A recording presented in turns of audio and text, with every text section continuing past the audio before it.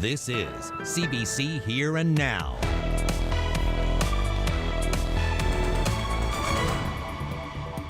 It was the 203rd running of the Royal St. John's Regatta, and it was a regatta like nothing we've ever seen before. I'm live at the lake, and I'll have all the details coming up. What a day for the regatta, and if you like the heat and humidity, you are really going to like the forecast over the next couple of days. We've been coming here every year for 15 years, except for last year. So this was an important time for us. He signed up to be part of a clinical trial for science, but staying in it meant not returning to Bell Island like he wanted. Good evening and welcome to Here and Now. I'm Anthony Germain. Well, Lakeside, as Jeremy mentioned, certainly looks a lot different this year, but the races did go ahead. Happy Regatta Day, everybody. And after 203 years, a first for the Royal St. John's Regatta, the Women's Championship race is what closed out the event. So back to Jeremy now, standing by at Quidi Vidi Lake in St. John's. He's been pondside most of the day, has a great tan. Do not adjust your set. So Jeremy, who won? Who won? Well, the races, if you can just sort of look over my shoulder, you can see people are gathered there in the winning circle. They're about to hand out the championship trophies now. And on the women's side, for the second straight year, well, it's actually not the second straight year because there was no race last year due to COVID-19, it was high flow drawlick. Now they won, I had to write this down, in a time of 5:10.99. That put them 16 seconds ahead of place number 2, which was Daw and Burke. Now, on the men's side of it all, it was the crew from NTV, and they took the championship race in a time of 9 minutes, 36 seconds, .99, also 15 seconds ahead of their second place competitors. Now, right after the race, not too long ago, I did catch up with a member from that crew, and here's what they had to say. This is just my second one. They're not easy to come by. They're really hard to get, and when you get them, it really puts in perspective how much work goes into winning this thing. Obviously, last year was canceled. COVID-19 hasn't made it easy. How much harder was it winning this one as opposed to the previous one? It's tough. The one I did win before, I was with the same group of fellows for 3 or 4 years, year in, year out, same stuff. This one almost feels like my first regatta in a weird way because last year we weren't on the water at all, so it was a lot of learning to get back into it. And it was hella tough being motivated for 2 years in a basement and in front of a furnace, but you do what you got to do. So for the first time in 203 years of racing down here at Quidi Vidi Lake, the women's championship race was held last, and that just clued up not too long ago. It had been something that the regatta committee voted to do in 2020, but there was no race that year due to COVID-19. So tonight began something that we will see every other year going forward. It's long past due. Honestly, we had voted in 2019 as the 40th anniversary of the first time that there was a female championship race at all. So that was 40 years past due. Definitely ready for it to happen. So as you're saying, Anthony, it's a lot quieter down here at the lake.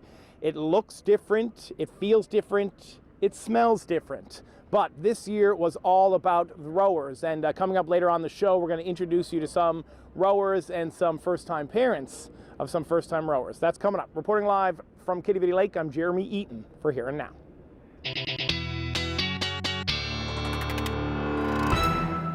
Well, as you can see from Jeremy down by the lake there, an absolutely gorgeous summer day today across the board. Temperature is 24 degrees in St. John's, 29 in Terra Nova.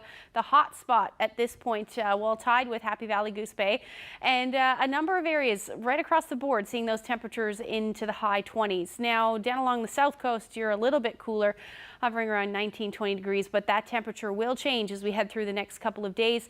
We do have not a whole lot happening right now, but this area of low pressure that's going to move in, already sparking some showers. This is what's going to bring that heat and humidity over the next couple of days. And there already is a heat warning through parts of central. This is where we should see the highest temperatures, anywhere from 28 to 30 degrees. And then with those humidex values, we're going to see humidex values up in those high 30s. So it's certainly going to be hot. It's certainly going to be humid over the next couple of days. And we're going to see some relief for that as we get into next week. But I'll get into all those details when I come back.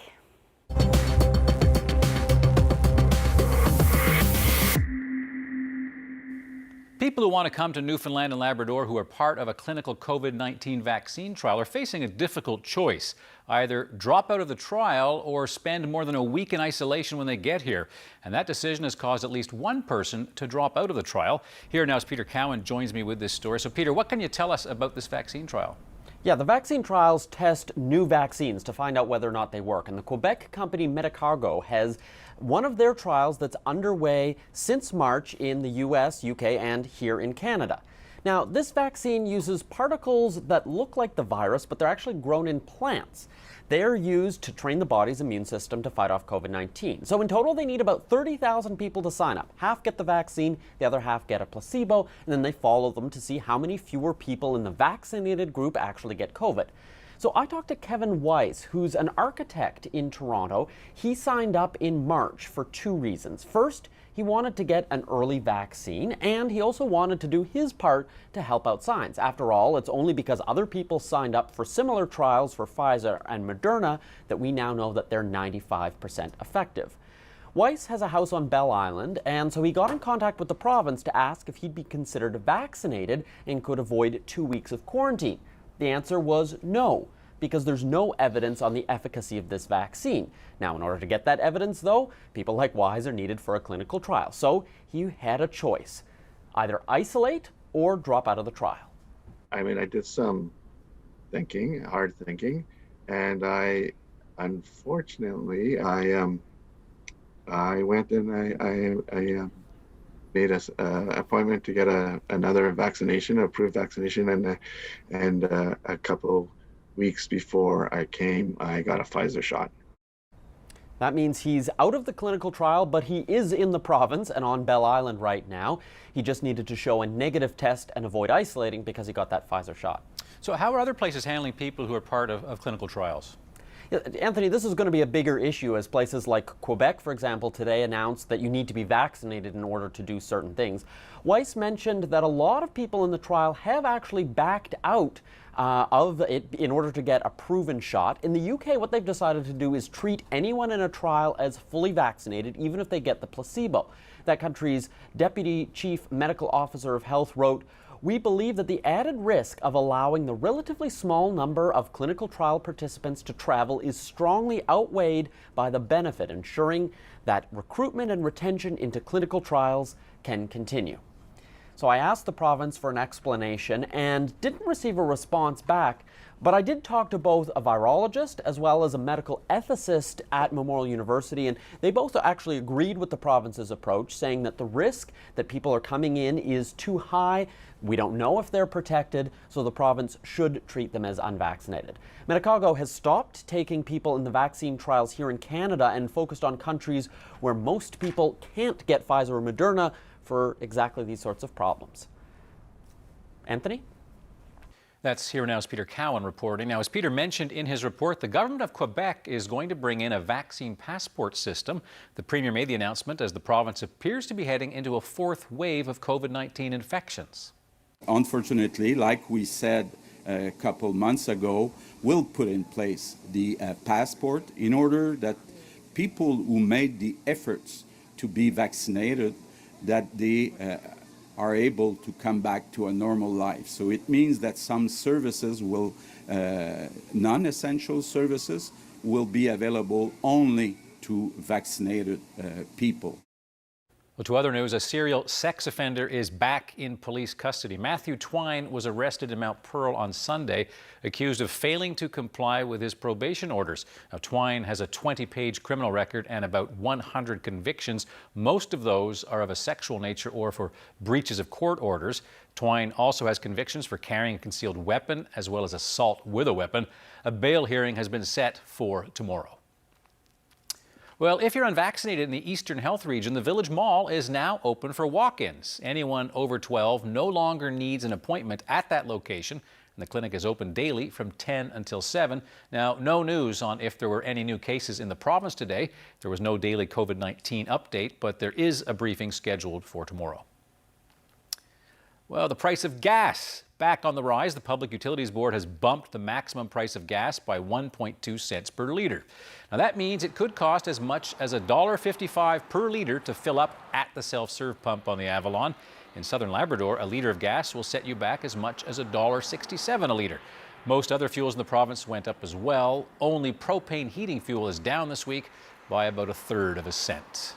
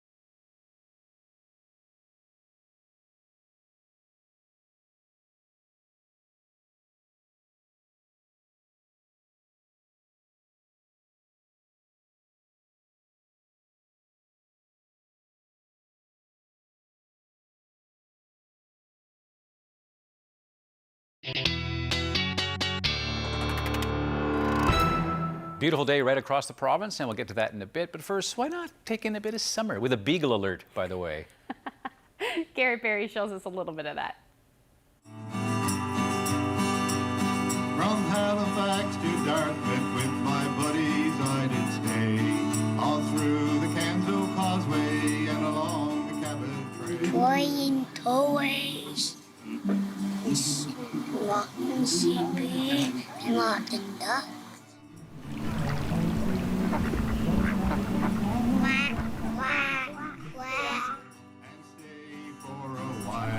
I'll sing of New Brunswick and Prince Edward Isle, Nova Scotia, Cape Breton, Newfoundland and Labrador. Come closer, East Coaster, I'll sing you some more. Come closer, East Coaster, and stay for a while. He's right after that sandwich. He can't wait to get hold of it. It must be a pretty good sandwich. That's a bologna sandwich now.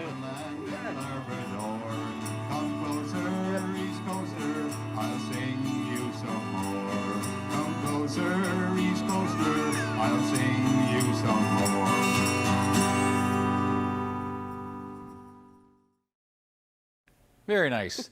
That kid takes sleighing back to a whole new level, right? Yeah, absolutely. Yeah, great, beautiful day out there right across the board. Hey, is your beagle a Bologna fan? Not yet.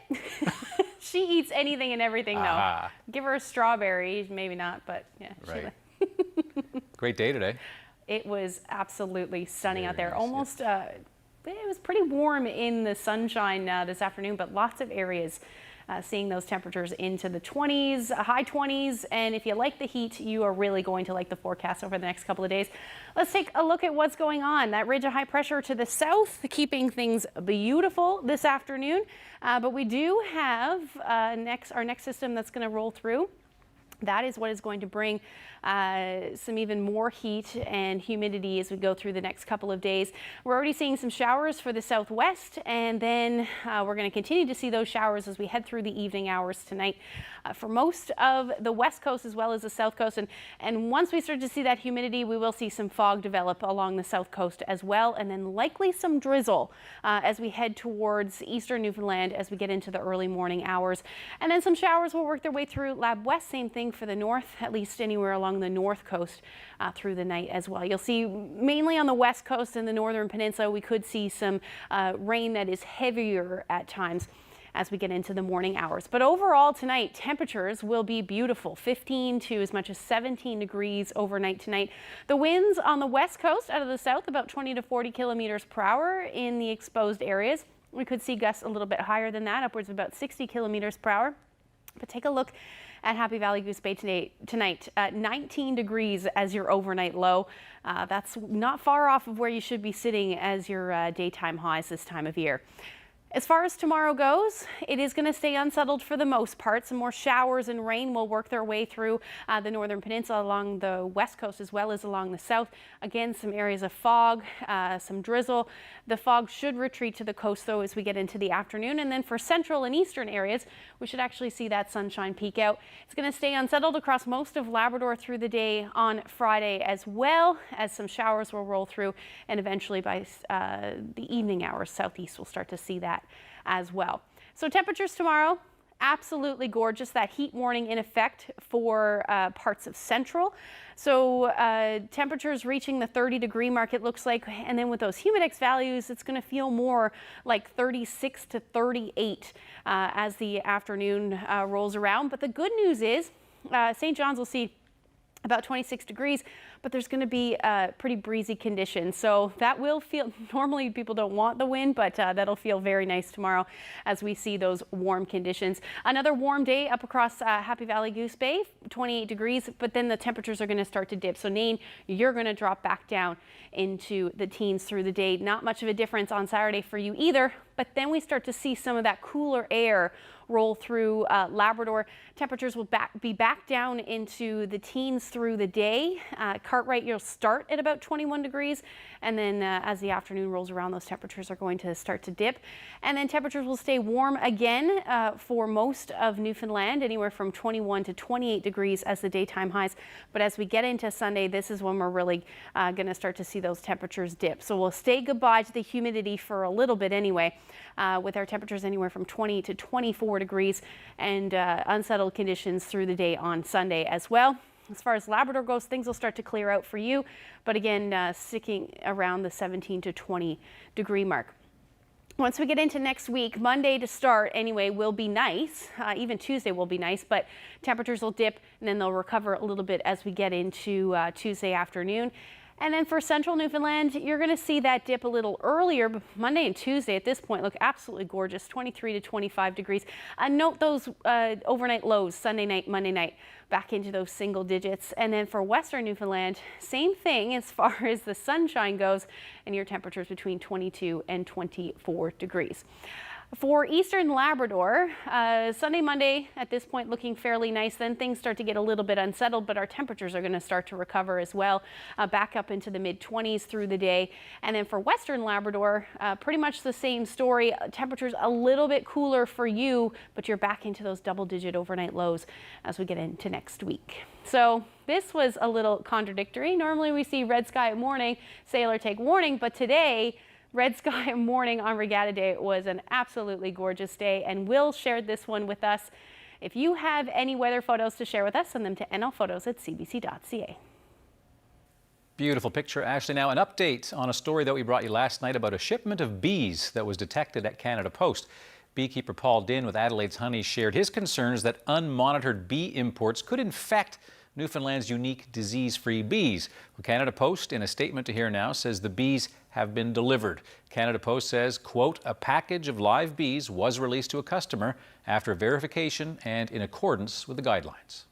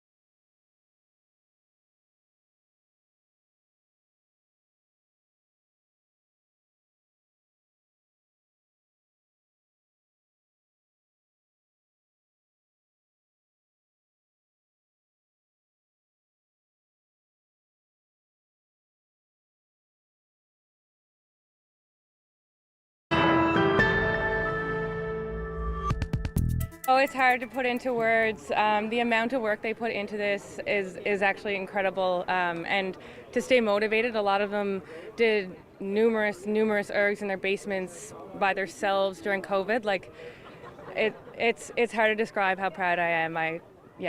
I'm so happy for them. Devereaux bragging about the men's championship race and Team NTV's first place win. Congratulations to the competition. Well, let's check in one last time with our Regatta Day correspondent, Jeremy. Now, Jeremy Eaton, I think most people know this is not telling secrets out of school. You're a fan of having a good time, but with no food, no games of chance, no cold beverages. no crowds. What was the ambience and the atmosphere like today?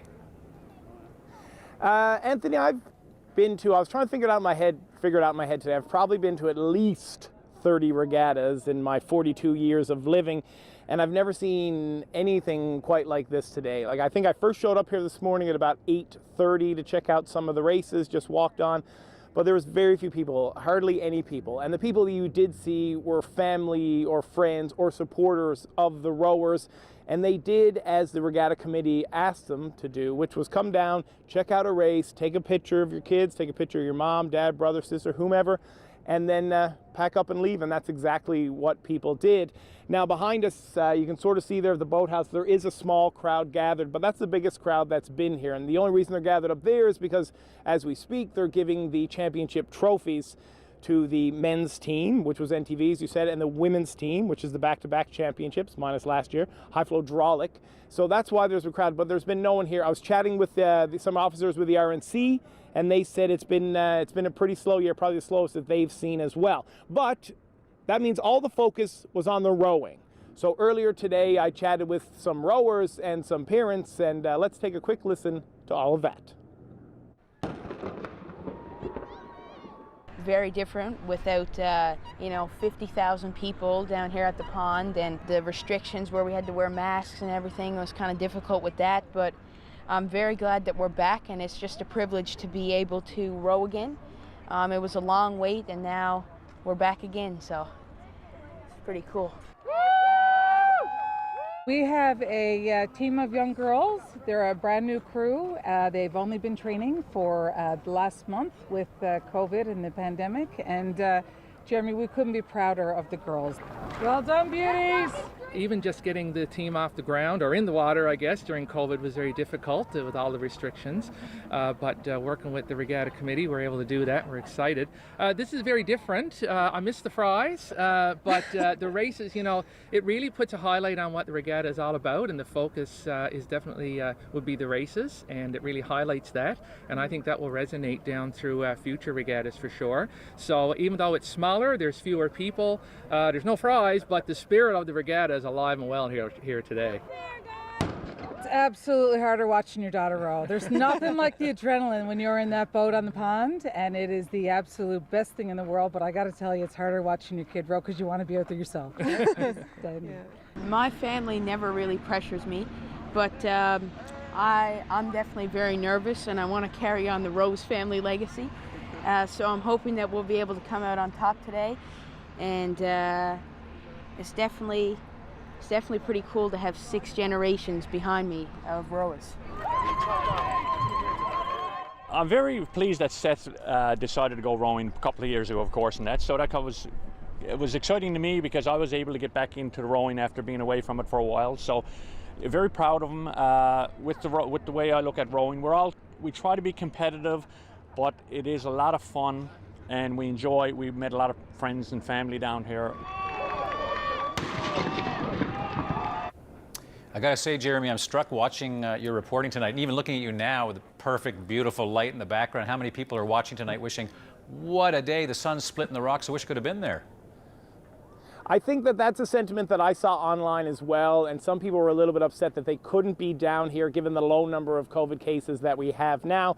But the regatta committee insists that they were making the decision based on the best information that they had available, which was that it probably wasn't safe to have it shoulder to shoulder down here with 50,000 people or so, or however many people come down here. So I think a lot of people understood, but a lot of people that I spoke to today were happy to, as you saw the family there, very happy to see their daughters row for the first time. Obviously, Don Emberley was upset there was no fries. I'm upset there's no fries. But I think people understood, and I think that people are looking forward to next year with 2022, and hopefully it being more normal, and you and I can be back down here eating fries together. Yeah, I was thinking, Jeremy, a COVID t-shirt could be, I missed the fries. The back, COVID 2021. Listen, Jeremy, always a pleasure having you live at a sporting event. Thank you very much. As Jeremy Eaton pondside. Well, as we say goodnight this evening, it has been such a spectacular day, as you saw with Jeremy and with Ashley's weather reports. Why don't we say goodnight by taking you down pondside? Good night.